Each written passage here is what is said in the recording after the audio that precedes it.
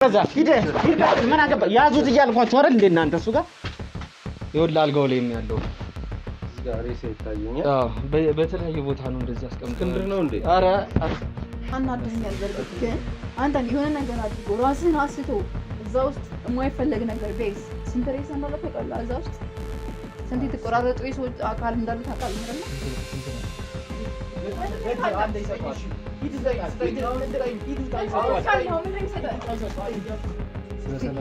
እንደ እንግዳ ሂጅ ላሳይህ እንዴ? ተቆራርጦ የተቀመጣሉ። እንደዛ ማድረግ እንችላለን። የሆነ ችግር እፈጥራለሁ ቃል አይደል? ሰው ያንተ ህግ ቦታ መሄድ ነው የሚሻለው። ህግ ቦታ መሄድ ነው ወይ የሚሻለው? አትፈልግ ካቢሮ ህግ ቦታ መሄድ ነው ወይ የሚሻለው? እናንተው ምንድነው? ይኸውልህ የሰራችሁበትን መተት በምን አይነት መንገድ ነው ማስተካከል የሚቻለው? በሱ በኩል እሱ ነው የሚያመጣው። ሰማኛ ዳር የሚገባ ከሆነ ወደ ህግ መሄዱን ተስማምተን እስክንድር የት ነው ያለው? ንገረኝ። እስክንድር በቃ የመጀመሪያ የነበረበት ቤት በካሜራ አይተነዋል። እዛ ዘብቴው ተቀምጣለች እዚያ።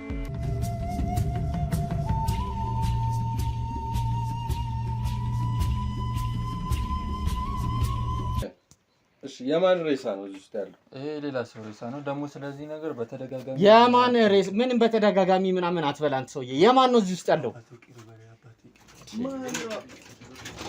ማን ነው? ምንድነው? ሰላም ነው? ሰላም ነው። እንዴት ነሽ? ምን እየተካሄደ ነው ያለው? ምንም እየተካሄደ አይደለም።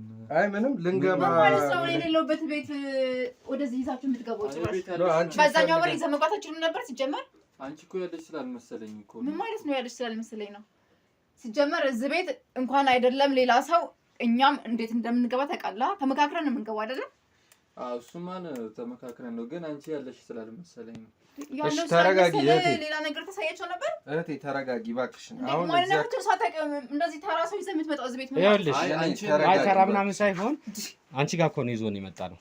እኔ ጋር ነው ግን ደውሎ ሊያሳውቀኝ ይገባ ነበረ። መጀመሪያ ደውሎ ማሳወቅ አልነበረብህም? አዎ ስልክሽን እኮ ስልክ ስለምን ደውያለሁ ብለህ አልነበር እንዴ? አይ መደወያ እኮ እንትን ስላለኝ እንዴ። ምን ማለት ነው? ምንድነው እንትን የምትለው? ንገራትና አስረዳ። ቢያንስ ከሌላ ሰው እንኳን ስልክ ተቀብለህ እንደዚህ ነው የሚፈልጉ ሰዎች አሉ፣ ፈልገውኝም ከሆነ የሚፈልጉ ሰዎች አሉ ብላ ተሳውቀኝ። እሱ ነው ፈልገውሽ ነው፣ በጣም ፈልገውሽ ነው እንጂ አንተ የሆነ አድርገው የሆነ የተደበቀ ሚስጥር ወይ የሆነ ነገር ዘርፈውክ ምናምን ቢሄዱ በምን ታውቃለህ? ኧረ እናት ለዚህ አይደለም እኛ የመጣ ነው፣ ቁም ነገር ነው አመጣጣችን። ለቁም ነገርም ሆነ ለምንም ሆነ አይ እናንተ የምታረጉ ትክክል። በስልክ ማረግ እኔ እኮ ሲጀመር መጀመሪያ ላይም ጠይቀ ነው ነበረ በስልክ እንደጨረሰ አንዳንድ ነገሮችን እንደዚህ ነው እንዲሁ የምታረገው። አይደለም እባክሽ አረፍ እንበልና ስለመጣንበት ነገር አስረዳሽ። እነሱ ውጪ መቆየት ይችላሉ፣ ሁለታቸው አውሩ፣ ችግር የለውም። በጣም ነው የሚያበሳጨው ግን ዘጋውኝ እናት። በመጀመሪያ ያው ካጠፋን ይቅርታ እንድታረጊልን እንፈልጋለን። እንዳልሽ ደግሞ ነግረነው ነበረ እባክህ ደውልላት። እንደዚህ አድርጎ አያውቅም። መጀመሪያ ሰው እንኳን የሚፈልገኝ ደውሎ ነው የሚያሳውቀኝ። ዛሬ ምን እንደነካው አላውቅም። ሲጀመር ያው አንዳንዴ ያው ፀሐዩም አናታችንን እያለን የመጣ ነውና አትፍረጅበት እሱም ላይ። እሺ ማልባ ከየት ነው የመጣኸው? እሺ እኔ እንኳን ዳይት እባላለሁ። አዎ ዳይት እባላለሁና ያው ላይፍ ላይ አንዳንድ ነገሮችን እንደምታግዙና ጥሩ ነገሮች ከእናንተ እንደሚገኙ መረጃው ስለደረሰኝ ነው አመጣጤ። የምታግዥን ነገር ካለ ስለ ስራችሁ አንዳንድ ነገር የምታስረጂ ነገር ካለ ብዬ ነበር። ለምሳሌ ስለ ስራ ምን ላስረዳህ ወይም ማግዝህ ነገር እንደዚህ ነው ብለህ በግልጽ ንገረኝና ላግዝህ እችላለሁ። በገንዘብም ሆነ በስራ ክሬት በማድረግም ሆነ ላግዝህ እችላለሁ። ኦኬ በገንዘብ የምትረጂኝ እኔ ላንቺ ማቅረብ ያለብኝ ወይ ማድረግ ያለብኝ ነገር አለ ማለት አሁን ማለት የሆነ ስራ ክሬት ለማድረግ ፈልገህ ከሆነ በሐሳብ ልረዳህ እችላለሁ። ክሬት ያደረገው ስራ ካለ ደግሞ ገንዘብ የሚያስፈልግ ነገር ከሆነ የገንዘብ እጥረት ከሆነ ያለብህ የሆነ አሳማኝ ምክንያት ካቀረብክልኝ በገንዘብ ልረዳህ እችላለሁ። ኦኬ ምንድነው አሁን ማለት ከአሁን በፊት ብዙ ሰዎች ልክ እንዳንተ እንደዚህ አይነት ያጋጠማቸው በገንዘብም ሆነ በስራ ፈጠራ ጉዳይም ሆነ ያጋጠማቸው ሰዎች ስለሚመጡ ከነዛ ውስጥ ተመሳሳይ ኬዝ ካለ ችግር የለውም። ምንድነው ላንቺ አሁን ተያዥ ማድረግ ምን ያጋለ መቀላቀላ ከፈለክ እኛን ስራ ግሩፕ ውስጥ ለመግባት ከፈለከው አይነት ማለት አንተ የምትፈልገው መጀመሪያ ያንተ ፍላጎት ነው የሚወስነው። እስቲ ስለ ግሩፓችሁ ትንሽ ታስረጅኛለሽ? እንዳልኩሽ አመጣጤ ግሩፑን ልቀላቀል ነው፣ ግን ይዞን የመጣው ወንድማችን ይሄን ያህልም ስላለው ነገር ስላላስረዳን እስቲ ምንድነው ግሩፑ?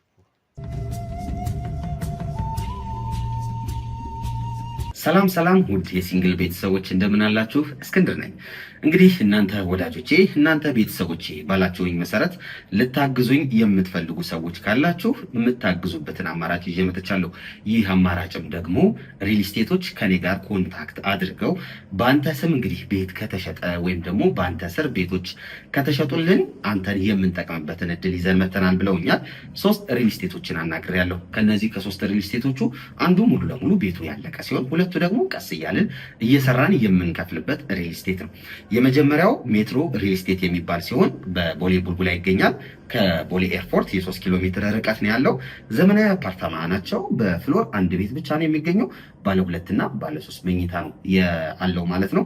ባለ 2 መኝታው በ105 ካሬ ሲገኝ በ3.7 ክፍያ፣ እንዲሁም ደግሞ ባለ 3 መኝታው ደግሞ 123 ካሬ ላይ ያረፈ ሲሆን በ4.4 ሚሊዮን ብር ክፍያ ነው የሚገኙት። 30% ቅድመ ክፍያ በመክፈል ከ6 እስከ 1 ዓመት ባለው ጊዜ ሙሉ ለሙሉ አልቆ የሚረከቡት ቁልፎውን ይዘው ቤቱ የሚገቡበት አማራጭን ያመጣው ሲሆን፣ ሁለተኛው ደግሞ ቀስ ብለን እንክፈል ወይም ደግሞ በሂደት የሚያልቅ ያላለቀ ሪል ስቴት ነው ይዤ የመጣሁት።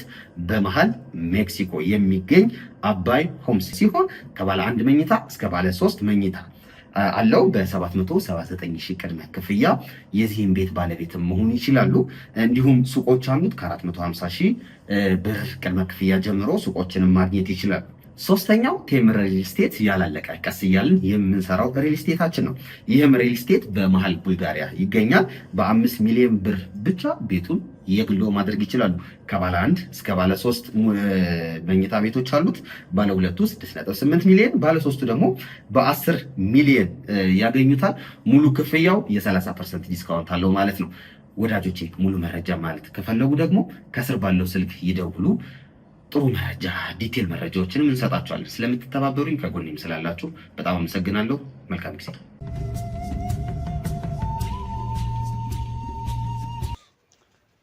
መጀመሪያ ስለ ስራው ከመንገሬ በፊት አንተ ምን ያክል እርግጠኛ ነህ ወደዚህ ግሩፕ ለመቀላቀል? እንደዚህ የኛ ስራ ዝም ብሎ እንደዚህ ለማንኛውም ተራ ሰው ሚስጥሩን በአደባባይ ወጥቶ የመናገር እንትን የለብንም።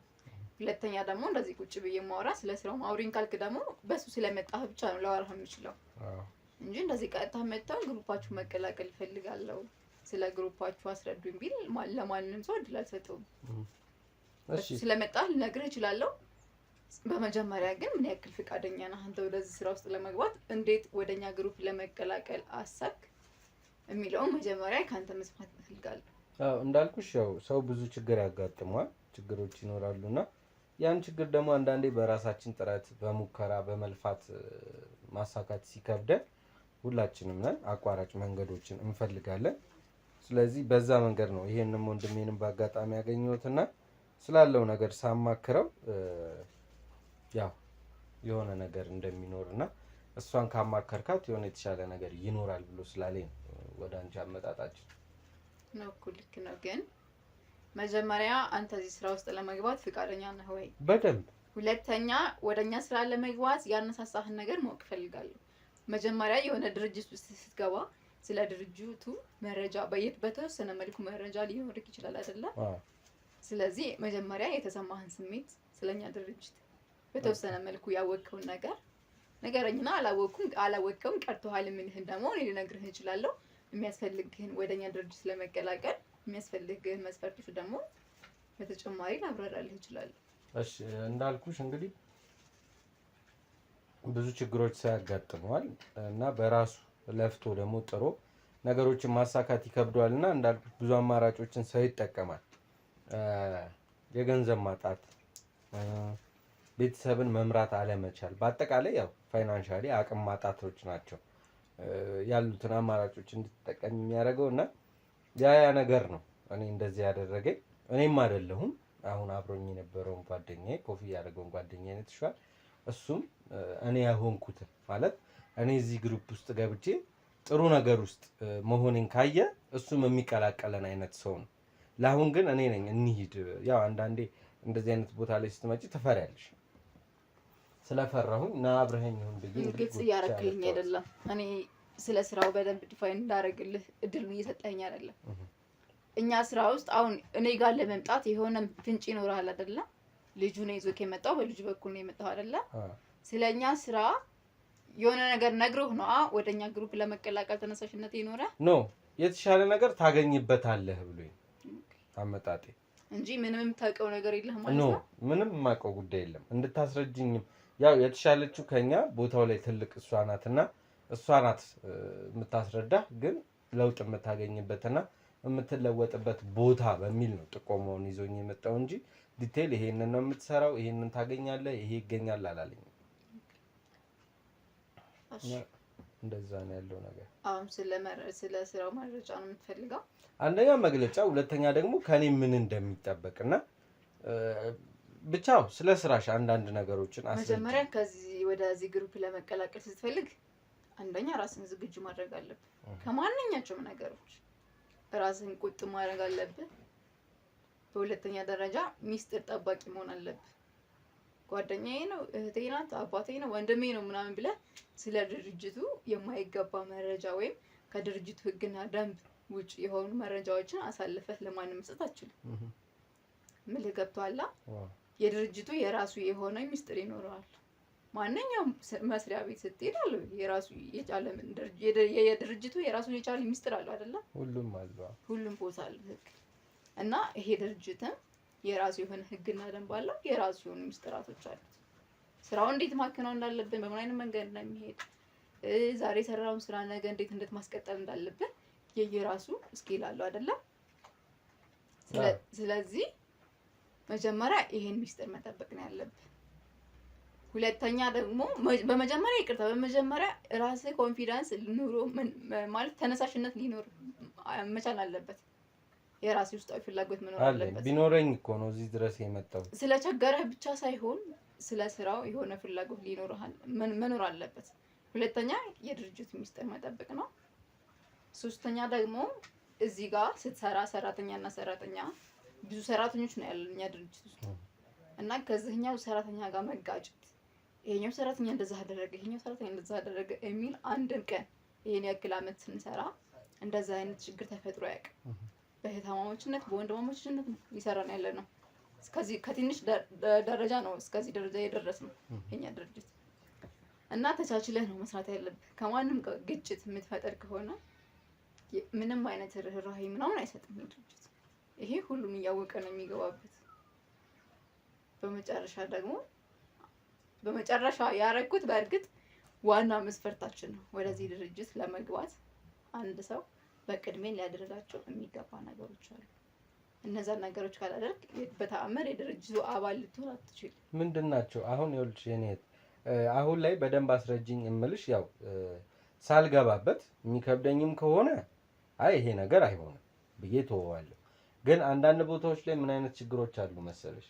እንደዚህ ቁጭ ብለሽ ህጎቹን ከሰማሽ በኋላ አይ ይሄ ለኔ አይስማማኝም ብለሽ ልትሄጂ ስትይ ሚስጥር ሰምቶ ወጣ የሚባል ነገር አለ። በትክክል እኔም ለዛ ነው ይሄን ነገር የዋናውን መስፈርት መጨረሻ ላይ ያደረኩት። አውቄ ምን ያክል ፍላጎት አለህ የሚለው ማወቅ አለብኝ ካንተ። ይሄንን ደግሞ ግዴታ በእኛ ቤተሰብ ስለመጣ ነው ልነግርህ የምችለው። እና የመጀመሪያው እንደ ዋናም የሚያዘው ምንድነው ወደኛ ድርጅት ስትቀላቀል ወይ አንድ ህፃን ልጅ ወይ አንድ ድንግል የሆነች ሴት ልጃገረድ ይዘህ መጣት አለብህ። ማለት ለኛ ድርጅት የሚሰው ማለት ነው። ድርጅት ነው ያልሽኝ ያለሽው እኮ አይደለ? አዎ አንድ ስራ እኮ ስትሰራው ትንሽም ነገር ሆነ ምንም አይነት ስራ ሆነ እንደ ድርጅቱ ነው ስለሆነ እየሰራን ያለን በድርጅት ስም ነው የሚጠራው ስራችን። መሰዋቱ ድርጅት ላይ አሁን ድርጅት ስትይ የሆነ ካምፓኒ ወይ ደግሞ የሆነ ፋብሪካ ነገር እንጂ ጭራሽ ድንግል ሴትና ህፃን ልጅ ይሰዋበታል የሚባል እንጃ።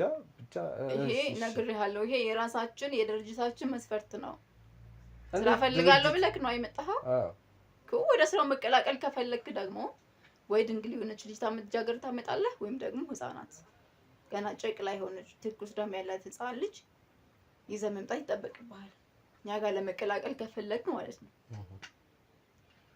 ኦኬ የመጀመሪያ አሁን ወደዚህ ድርጅት ስገባ የመጀመሪያው መስፈርት የሚሆነው መገበር ነው። መገበር። ኦኬ ከዛስ እንዴት ነው የኔ አሁን?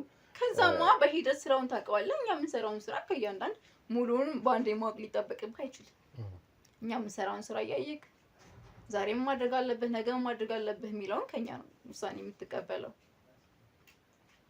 እስኪ ምን አይነት ውሳኔዎች ሊተላለፉ ይችላሉ? እንግዲህ ይሄንን ከነገርሽኝ ሌላው ነገር አይከብድምና ለምሳሌ የሆነ ነገር አድርግ ከተባልክ ወይ እኔ ሊሆን ይችላል ወይ ከኔ በታች ያለው ሰው ሊሆን ይችላል፣ የሚያዝዝ ትዕዛዝ ሊኖር ይችላል። እንደዚህ አድርግ ካለ ለምን እንደዛ አድርጋለሁ እንዴት እንደዛ አድርጋለሁ የሚል ጥያቄ እሱ ጋር ጥያቄና መልስ መፍጠር አይጠበቅም።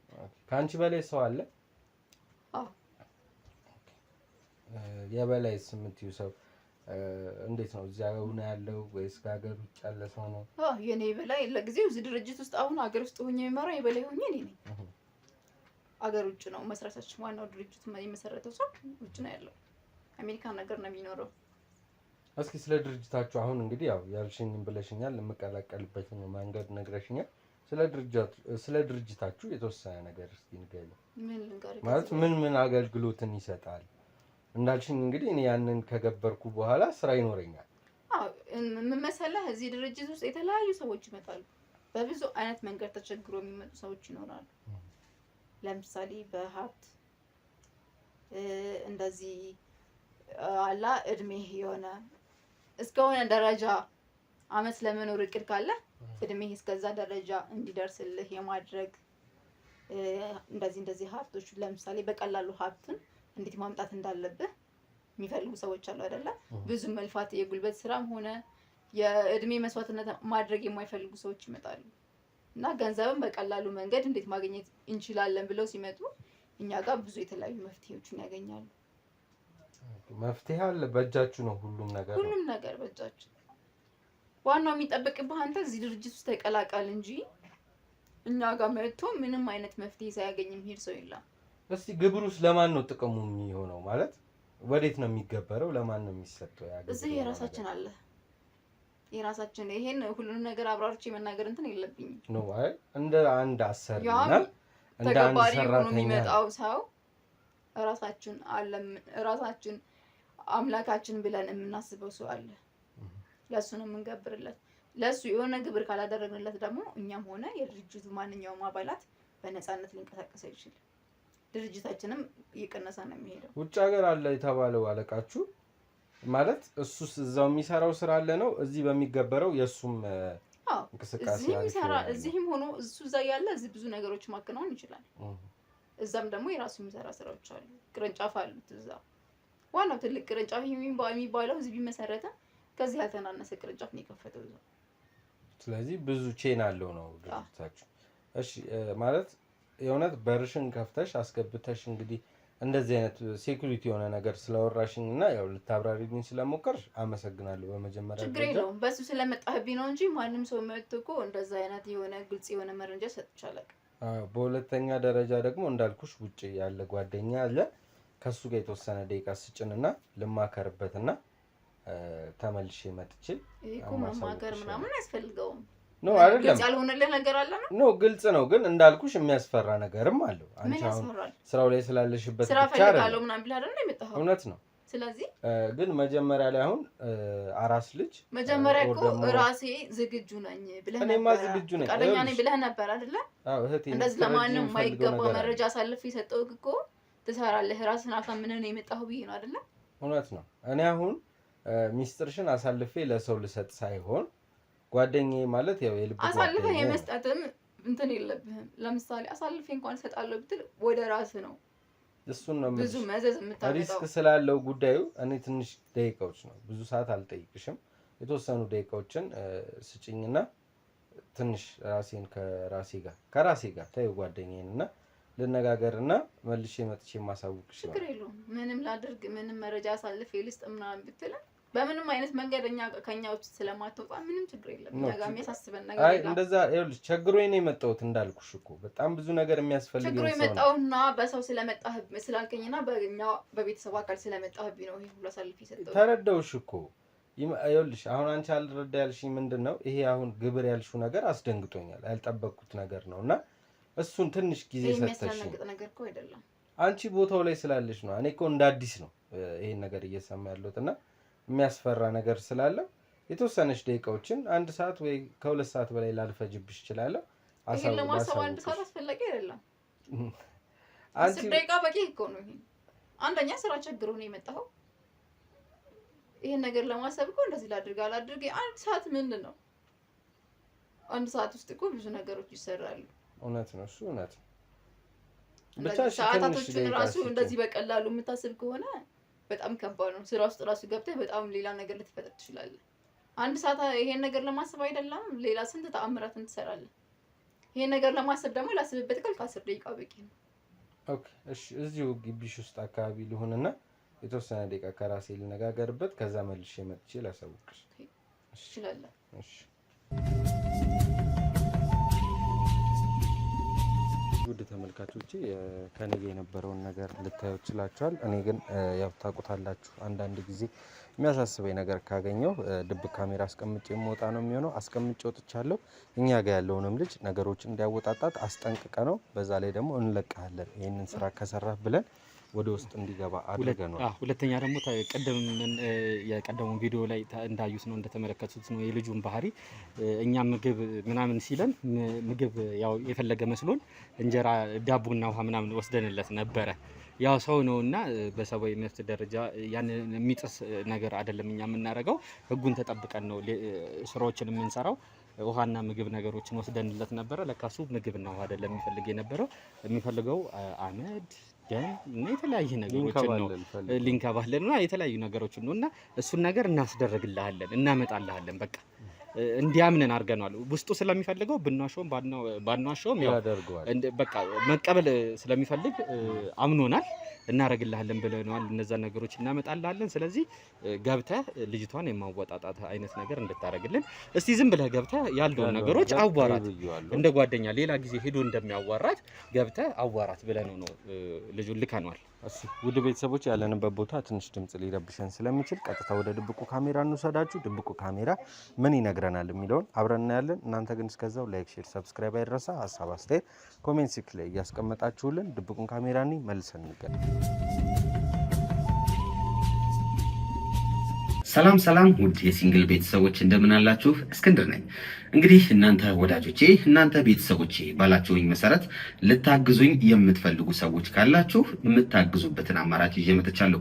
ይህ አማራጭም ደግሞ ሪል ስቴቶች ከኔ ጋር ኮንታክት አድርገው በአንተ ስም እንግዲህ ቤት ከተሸጠ ወይም ደግሞ በአንተ ስር ቤቶች ከተሸጡልን አንተን የምንጠቅምበትን እድል ይዘን መተናል ብለውኛል።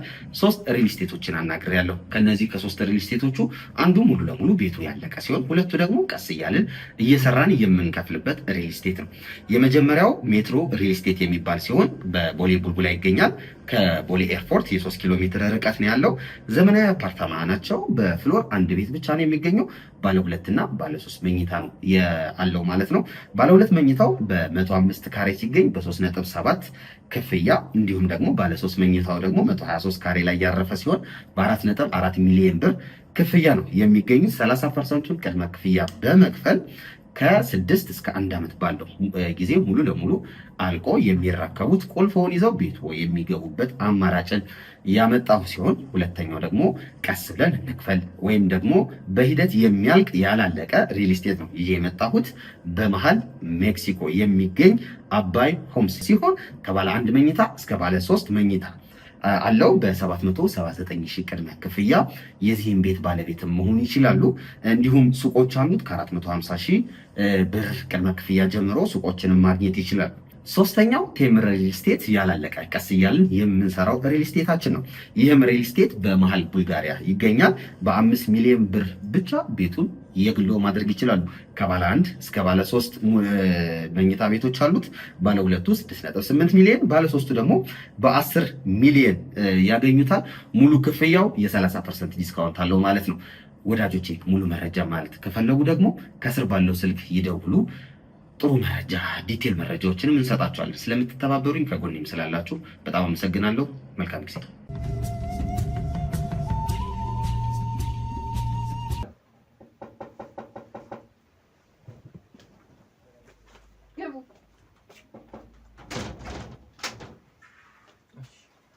ደግሞ አንከብተህ የምትገባው?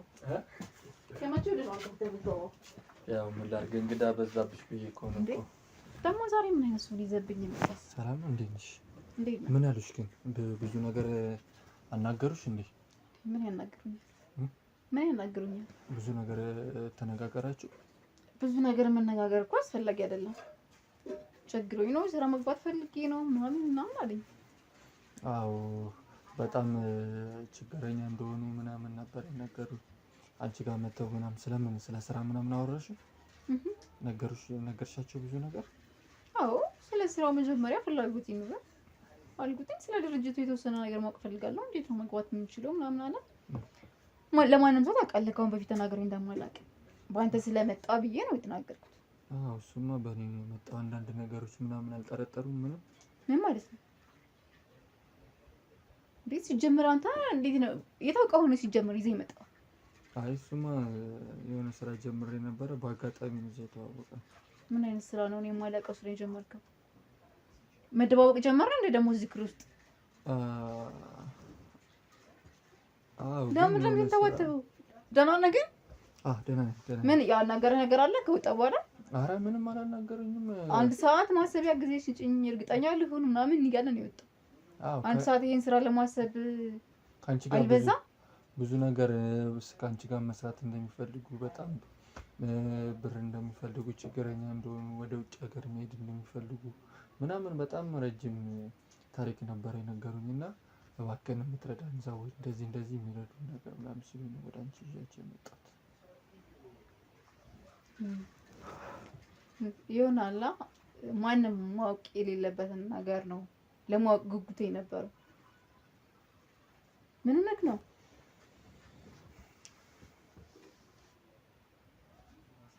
ምንድነው አዲስ ስሜት እያሳየህ ነው ያለው? ምን ነክ ነው? አይ ምንም አልሆንኩም። ኧረ እየደነገጥክ ምናምን ትመስላለህ። አዎ ራሴን በጣም እንትን እያለኝ ስለሆነ ምን ችግር አለ? ምን ነክ ነው? ለምን ደግሞ አትናገረው? ምን ነው የሆንከው ነገር አለ እንዴ? አይ ምንም አልሆንኩም። እባክሽ ተቀመጭ። ታዲያ ለምንድን ነው እንደዚህ ይሆንክ ያለው? ምንም አልሆንኩም። ምን ይምጣልህ ወይስ የሚያስፈልግ ነገር አለ? አለ ምን አለ? እኔ እኮ ረጅም ጊዜ ሆኖኛል እንደዚህ አይነት ነገር እኮ ካየሁ። አለ እንደ አንቺ ጋር ትኩስ ደም አለ የሚያስፈልግ ከሆነ አራት አለ እንዴ?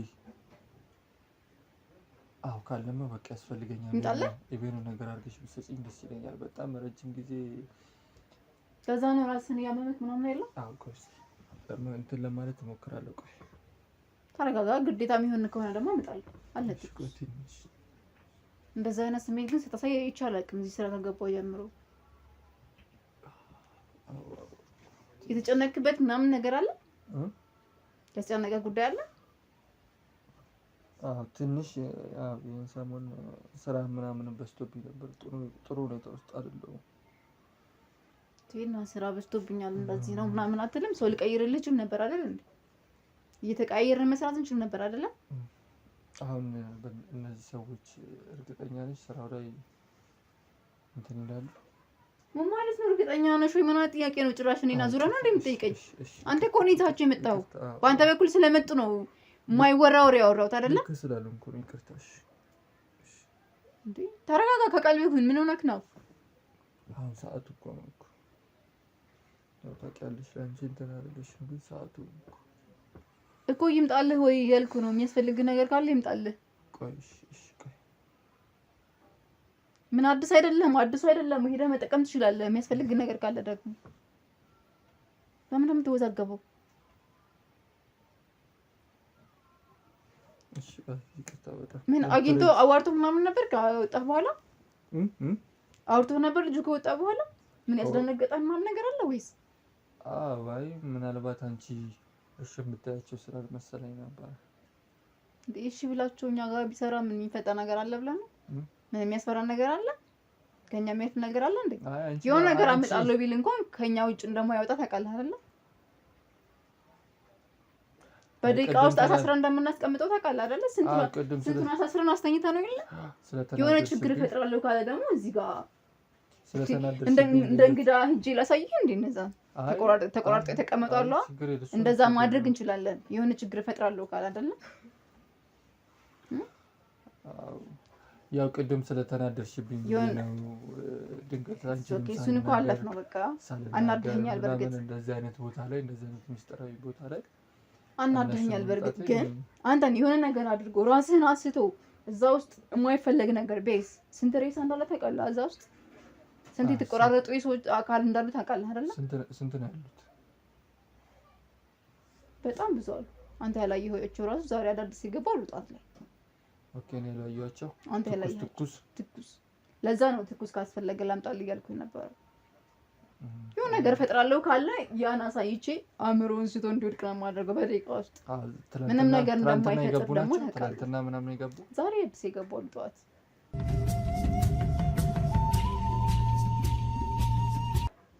አይ ስራ ላይ ጎበዝ ሆነሻል። ትኩስ ነገር ሲሆን በጣም ደስ ይላል።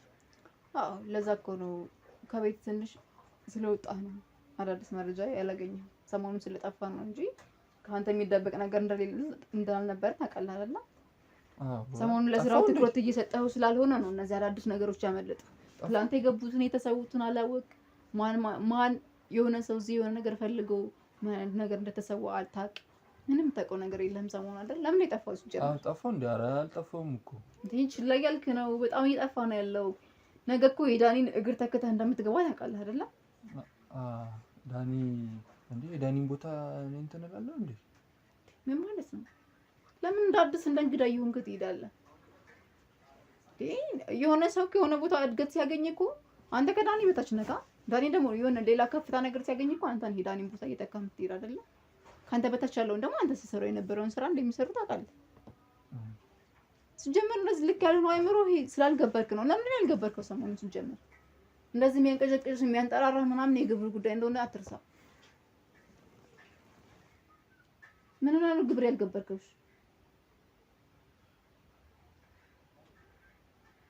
አይካ እንደዚህ እንደሚያደርግ እኮ ራስህ ታውቀዋለህ አይደለ?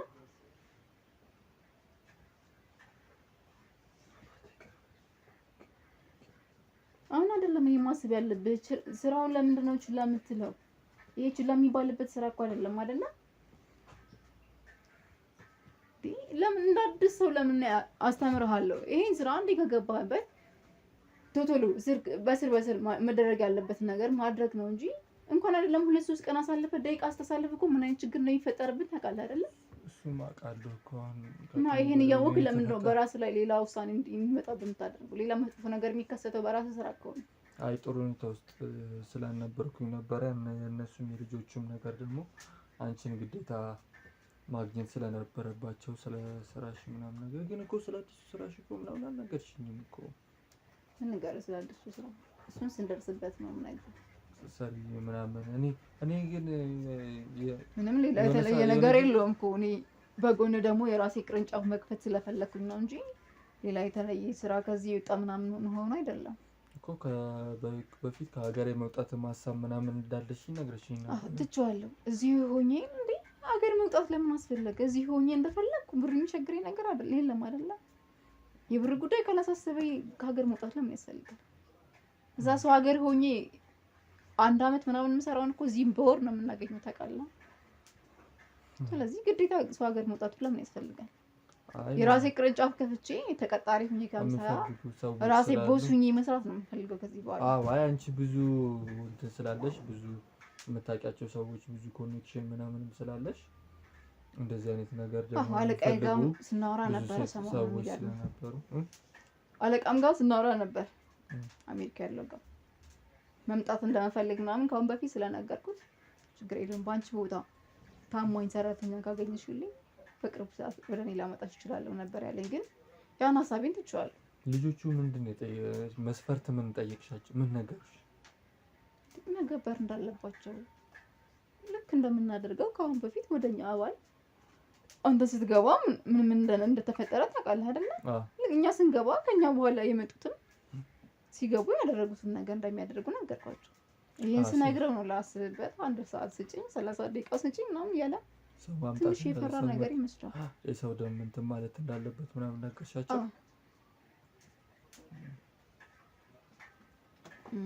ስራ ቸግሮኛል ምናምን ስላለ የሚገባ አይነት ነገር ይመስለኛል። እና ገብተው እንትን የሚሉ ይመስልሻል? ይመስለኛል። ምናልባት ጓደኛዬን ላማክር ግን ጓደኛዬም አያስፈልገኝም ራሴ ምን ማለት እችላለሁ ምናምን ሲል ነበር። እንደዛ ከሆነ አሪፍ የሆነ ምናልባት የማይሳካ የማይመጣ ከሆነ ብዬ ለራሱ ነው። እሱ መጣል ለኛ የሚጎልብን ነገር የለም። ስንት ፈልገው የሚመጡ ሰዎች አሉ አይደለ? ስንት ገንዘባቸው መስዋዕት አድርገው የመጀመሪያ ልጃቸውን መስዋዕት አድርገው የሚመጡ ስንት ሰዎች አሉ። እኛ እሱ ሄደ መጣ የሚቀርብን ጉዳያችን አይደለም። አሁን ይልቁንስ እዚህ ጋር ያሉ ሬሳዎች ሳይሸቱ የተቆራረጡትም ሳይሸቱ የሆነ ቦታ ማስያዝ አለብን። ሬሳዎቹን ሽታም እያመጣ ነገር ይመስለኛል። የተቆራረጡትን ወይ የሆነ ቦታ መቅበር አለብን ወይ ደግሞ የሆነ ነገር ብቻ ይሄ ለኛ የሚወራ ነገር አይደለም፣ የሚመከር ነገር አይደለም። እንደሆነ ነገር ብናደርጋቸው አሪፍ ነው።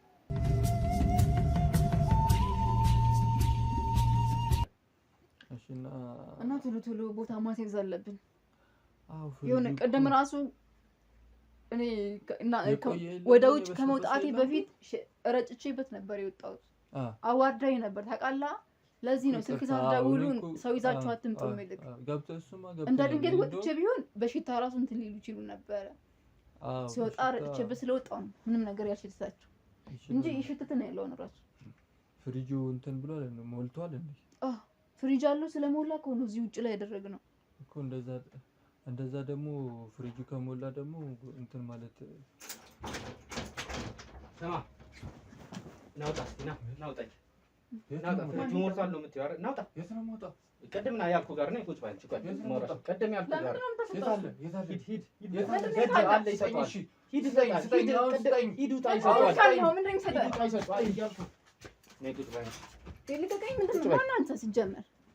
ቅድም መጥቶ እያወራሽ ነበር አይደል? ቅድም መጥቻ አልነበረ ከልጁ ጋር እሱ ይውጣና እናወራ ምናምን ስትይ አልነበረ? የወጣሁት ልጅ ነው። ሌላው ምንድነው እንደዚህ በጉልበት ምናምን አዲስ ነገር እንትን ያልክ ይመስል እንደዚህ ነው የምትመጣው። በጸባይ እንደሱ መምጣት አትችልም ነበር? እሱ ራሱ አይደል እንደ ደንግጦ የተነሳው አላየሽውም? ለምንድን ነው የደነገጠው? ዘው ብለህ ስለገባህበት ነው። ምንድነው የደነገጠው? ለዛ ምናምን የምትባባሉት ለምንድን ነው ታዲያ? ለዛ ነው የደነገጠው።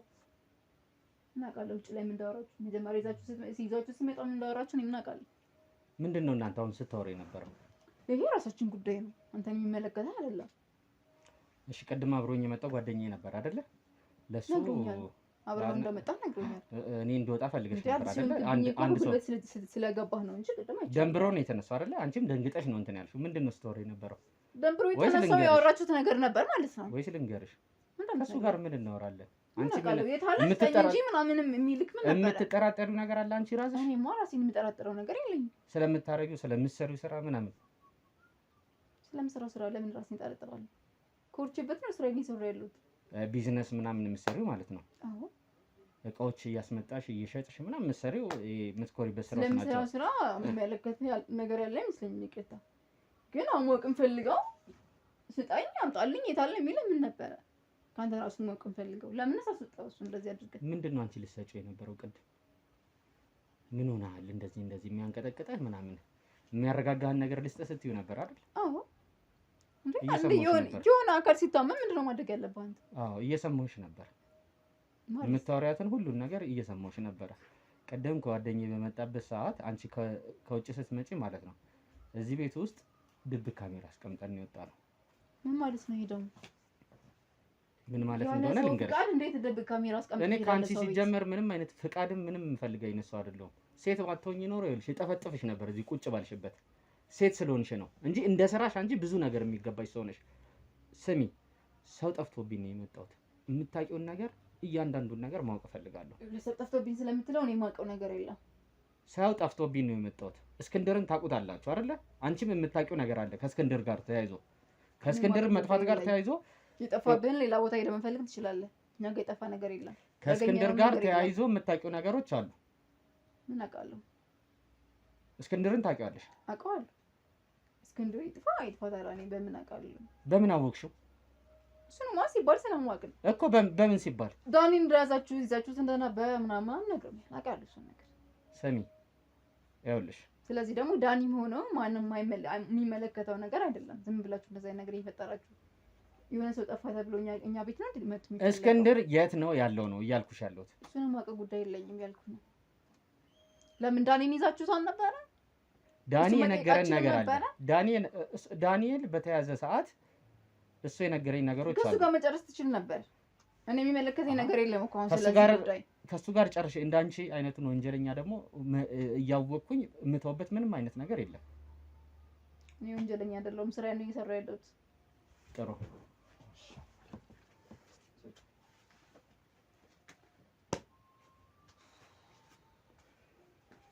ሲጀመር ማታውቀው ዝም በይ። ሰው እዚህ ቤት አታስገባለሁ አለው። ዝም በይ አለፍልፊ። ይኸውልሽ ምን ትንጣጣለች? ይኸውልሽ ይታይሻል ከመጋረጃው በስተጀርባ ይታይሻል አይደል? እዚህ ተከታትፎ ዝም በይ። ተከታትፎ የተቀመጡት ከመጋረጃው በስተጀርባ ይታይሻል አይደል? ይዟችሁ ገብቶ ነበር ማለት ነው። ዝም በይ፣ መጀመሪያ ቁጭ በይ፣ አትጩይ።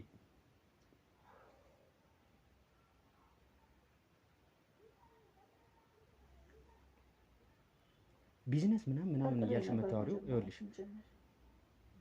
ይህን ነገር አሁኑን ወስጄ ለህግ አካል ማሳለፍ መስጠት እችላለሁ። ከነዚህ ማለት ነው ይኸውልሽ ትገቢያታለሽ። ህግ አካል ላይ ይሄን መረጃ አሳልፈ ሰጠ ማለት ይሄን ቦታ በቃል ማለት ነው። ወይም ደግሞ አሁኑኑ እፖስትልሻለሁ አያይዤ ከፎቶሽ ጋር እንደዚህ የምታረጓ ልጅ ብዬ ፌስቡክ ላይ የለ ምን ላይ የለ እያንዳንዱ ሚዲያ ላይ ነው። በእናትህ እንደሱ እንዳታደርግ እየለመንኩ ነው። ህግ አካልም ሆነ ሚዲያ ላይም እንዳትፖስት፣ ህግ አካልም አሳልፈ እንዳትሰጥ።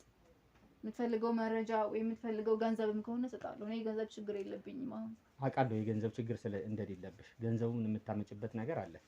ገንዘቡ ከየት ነው የሚላክልሽ? ይሄን ነገር ለምታረጉላችሁ ሰዎች ገንዘቡ ከየት ነው የሚላክልሽ እያልኩሽ ነው። አለቃችን ነው የሚከፍለው። የት ነው ያለው እሱ? ሰላም ውድ የሲንግል ቤተሰቦች እንደምን አላችሁ? እስክንድር ነኝ። እንግዲህ እናንተ ወዳጆቼ፣ እናንተ ቤተሰቦቼ ባላችሁኝ መሰረት ልታግዙኝ የምትፈልጉ ሰዎች ካላችሁ የምታግዙበትን አማራጭ ይዤ መጥቻለሁ። ይህ አማራጭም ደግሞ ሪል ስቴቶች ከኔ ጋር ኮንታክት አድርገው በአንተ ስም እንግዲህ ቤት ከተሸጠ ወይም ደግሞ በአንተ ስር ቤቶች ከተሸጡልን አንተን የምንጠቅምበትን እድል ይዘን መተናል ብለውኛል። 3 ሪል ስቴቶችን አናግሬያለሁ። ከነዚህ ከ3 ሪል ስቴቶቹ አንዱ ሙሉ ለሙሉ ቤቱ ያለቀ ሲሆን ሁለቱ ደግሞ ቀስ እያልን እየሰራን የምንከፍልበት ሪል ስቴት ነው። የመጀመሪያው ሜትሮ ሪል ስቴት የሚባል ሲሆን በቦሌ ቡልቡላ ይገኛል። ከቦሌ ኤርፖርት የ3 ኪሎ ሜትር ርቀት ነው ያለው። ዘመናዊ አፓርታማ ናቸው። በፍሎር 1 ቤት ብቻ ነው የሚገኘው። ባለ 2 እና ባለ 3 መኝታ ነው ያለው ማለት ነው። ባለ 2 መኝታው በ105 ካሬ ሲገኝ በ3.7 ክፍያ፣ እንዲሁም ደግሞ ባለ 3 መኝታው ደግሞ 123 ካሬ ላይ ያረፈ ሲሆን በ4.4 ሚሊዮን ብር ክፍያ ነው የሚገኙት። 30% ቅድመ ክፍያ በመክፈል ከ6 እስከ 1 ዓመት ባለው ጊዜ ሙሉ ለሙሉ አልቆ የሚረከቡት ቁልፎውን ይዘው ቤት የሚገቡበት አማራጭን ያመጣው ሲሆን፣ ሁለተኛው ደግሞ ቀስ ብለን እንክፈል ወይም ደግሞ በሂደት የሚያልቅ ያላለቀ ሪል ስቴት ነው ይሄ የመጣሁት። በመሃል ሜክሲኮ የሚገኝ አባይ ሆምስ ሲሆን ከባለ 1 መኝታ እስከ ባለ 3 መኝታ አለው። በ779 ሺህ ቅድመ ክፍያ የዚህን ቤት ባለቤትም መሆን ይችላሉ። እንዲሁም ሱቆች አሉት። ከ450 ሺህ ብር ቅድመ ክፍያ ጀምሮ ሱቆችንም ማግኘት ይችላሉ። ሶስተኛው ቴምር ሪል ስቴት ያላለቀ ቀስ እያልን የምንሰራው ሪል ስቴታችን ነው። ይህም ሪል ስቴት በመሃል ቡልጋሪያ ይገኛል። በ5 ሚሊዮን ብር ብቻ ቤቱን የግሎ ማድረግ ይችላሉ። ከባለ 1 እስከ ባለ 3 መኝታ ቤቶች አሉት። ባለ 2 6.8 ሚሊዮን፣ ባለ 3 ደግሞ በ10 ሚሊዮን ያገኙታል። ሙሉ ክፍያው የ30% ዲስካውንት አለው ማለት ነው። ወዳጆቼ ሙሉ መረጃ ማለት ከፈለጉ ደግሞ ከስር ባለው ስልክ ይደውሉ። ጥሩ መረጃ ዲቴል መረጃዎችንም እንሰጣችኋለን። ስለምትተባበሩኝ ከጎኔም ስላላችሁ በጣም አመሰግናለሁ። መልካም ጊዜ። ውጭ ነው አሜሪካን ሀገር ነው የሚኖረው። አሜሪካን ሀገር ነው የሚኖረው። እሱ ነው የሚልክልኝ ማለት እዛ ሆኖ እዚህ ያለውን ስራ በሙሉ ይከታተላል። እንዴት ተዋወቅሽው አንቺ? እኔ በአጋጣሚ ነው። እሺ። ከዚህ ስራ አጥቼ ስራ ፍለጋ እየዞርኩ ባለበት ሰዓት ነው እነዚህ ደላላ ቦታ እየዞርኩ ነው እንዳጋጣሚ ታይገኝት ከአሜሪካን ሀገር የነበረ ሰውዬ እንዴት ነው አንቺ ወደ ደላላ እዚህ ነበር የሚኖረው? እዚህ ነበር የሚኖረው መጀመሪያ። እሺ። ከተወሰነ 15 ምናምን ዓመት ቢሆን ነው ከሄደ እንጂ መጀመሪያ እዚህ ነበር የሚኖረው። ቆይቶ ብሏል አንቺ ካወቅሽው ማለት ነው? አዎ። ከዛም በፊት ከ15 ዓመት በፊት ነው የማውቀው። እሺ ያው ባንዴው አልገባሽበትም መቼም ወደዚህ ነገር አይደለ? አሁን ራሴን ብዙ መስዋዕት እንዴት ሊያምኑሽ ቻሉ? እንዴት ሊያምኑሽ ቻሉ ታዲያ? እኔ ተቸግሬ ስለነበር እንደዚህ ሰው የረዳኝ መንገድ ላይ ትራንስፖርት እንኳን ሰው የረዳኝ ስራ ፍለጋ እንኳን ሲሄድ እንዳዝንልሽ ምናምን እንደዚህ አይነት ትክክለኛውን ነገር ንገሪኝ። እንድታዝልኝ አይደለም እኔ ህግ አካልም ሆነ የትም ቦታ መሄድ ስለማልፈልግ ነው። እና ትራንስፖርትም የትም ቦታ ስንቀሳቀስ ሰዎች ነበሩ የሚረዱ። እሱንም እንዳጋጣሚ ነው ሌላ ቦታ ሄጄ ስመለስ ወደ ቤት የምመለስበት ትራንስፖርት አጣ እና አባቴ ትራንስፖርት ስጠኝ እንደዚህ ሆኜ ስራ ፍለጋ ወጥቼ ነበርና ወደ ቤት መመለሻ ትራንስፖርት አጣው ስለው ሰጠኝ። ከዛ ግን መጀመሪያ ለወራሽ ፈልጋለሁ ምናምን ብሎ ስራ መስራት ትፈልጊያለሽ ስለኝ አልኩት። ቤተሰቦችን መርዳት ስለነበረብኝ ተመርቄ ጨርሼ ነው የወጣሁት። እኔ ለማስተማር ቤተሰቦች ብዙ መስዋዕትነት ከፍለዋል። አይ እነሱን ውለታ መመለስ ስላለብኝ እሱ ያለኝን ምንም አላቅማማም። እንደዚህ ለምን ከዛ አስጀመርሽ ስራ? መጀመሪያ በእርግጥ እንደዚህ የሰው እንትን ይሰዋል ምናምን ሲለኝ በጣም ፈርቼው ነበረ። ምን ማድረግ አልነበረ አማራጭ ስላልነበረ እሺ ይገባው። ህይወቴ በዚህ ስራ ላይ ቀጠለ ማለት ነው። ከዛ እዚህ ደረጃ ላይ ብዙ ጊዜ ፈጅቶብሻል። ብዙ ነገሮችን የብዙ ሰው ህይወቶችን የብዙ ሰው እድሜዎችን የብዙ ወጣቶችን እድሜ በልታችኋል አይደለ? የሰውን እድሜ እንደምትወስዱ ከነዛ ውስጥ አንዷ አንቺ ነሽ። ስንት አመትሽ ነው ግን? ይሄን አንቺ 90 ምናምን አመትሽ ነው አይደል? 52 ስንት አመትሽ ላይ ነው አንቺ ይሄን ነገር የጀመርሽው? ስትታይ 52 አመትሽ ከሆነ ስንት አመት እድሜሽ ላይ ነው? ቢያንስ ስንት አመት እድሜሽ ላይ ነው የጀመርሽው ይሄንን ነገር? አትመሲም።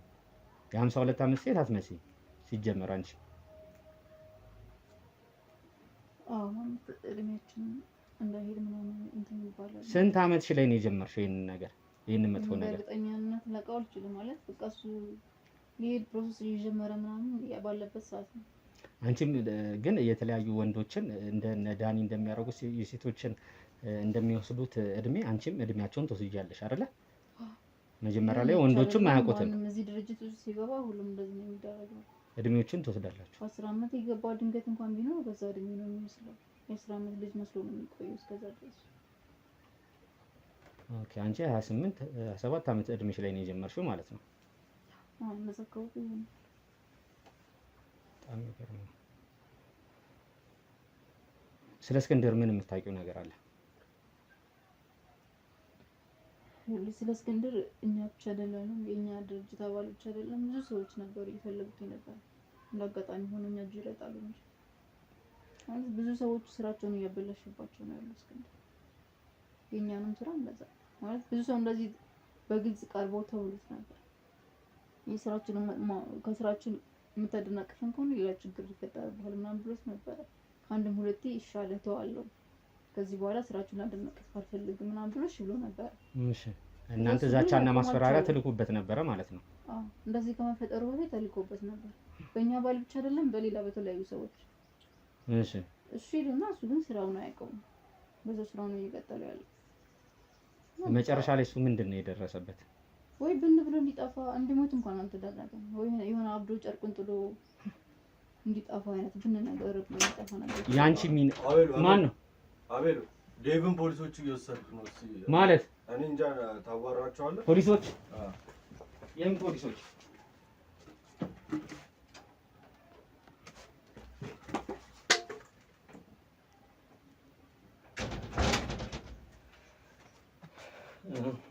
ወረቀቱን እሺ ያዘው አንተ። ተመልካቾቻችን ከሷ ጋር የሚኖረኝን ነገር በሚቀጥለው መቀጠል አይቀርም። ከእስክንድር ጋር የተያያዙን አንዳንድ ነገሮችን እየነገረችኝ ነበረ፣ መረጃዎችን እየነገረችኝ ነበረ። ግን ደብዳቤውን ያው ከዴቭ ጋር ሲባል ቅድም ለእናንተ እየነገርኳችሁ ነበረ። ውስጥ እየጠረጠረው ነበር። ዝም ብዬ የፍርድ ቤት ማዘዣ እንደሆነች ከላይ ሳያት ነው ቶሎ ብዬ የተመለስኩት። ወረቀቷን ፖሊስ ጣቢያ ተይዞ ሄዷል። ምክንያቱም የተደበደበ ሰው ልጅ ነበር። የቀድሞ ልጅ በጣም ተደብድቦ ተጎድቶ ሆስፒታል እንደገባ ሆስፒታል እንደወሰዱት ነበር እየነገርኳችሁ የነበረው። እስቲ ያለውን ነገር በሚቀጥሉ ቪዲዮአችሁ ላይ የምንነግራችሁ ነው የሚሆነው። አሁን አንደኛ ሰዓትም እየሄደ ነው። 11 ሰዓት ከሆነ በኋላ ወደ ፖሊስ ጣቢያ ገብቶ አንዳንድ ነገሮችን ቶሎ ብሎ ማስፈጸም ስለማይቻል እስቲ ቶሎ ብዬ ሄጄ ደርሼ ከዴቭ ጋር ተያይዞ ያለውን ነገር የተከሰተውን ነገርና ልጁም ያለበትን ነገር ተከፋፍለን ሆስፒታልና ፖሊስ ጣቢያ ሄደን ያለውን ነገር እስቲ ማየት የምናይ ነው የሚሆነው። ተመልካቾች እንግዲህ ከእሷ ጋር የሚኖረንን በቀጣይ የምናየው ነው። ላይክ፣ ሼር፣ ሰብስክራይብ አድርጉልን ቪዲዮዎችን። እናመሰግናለን።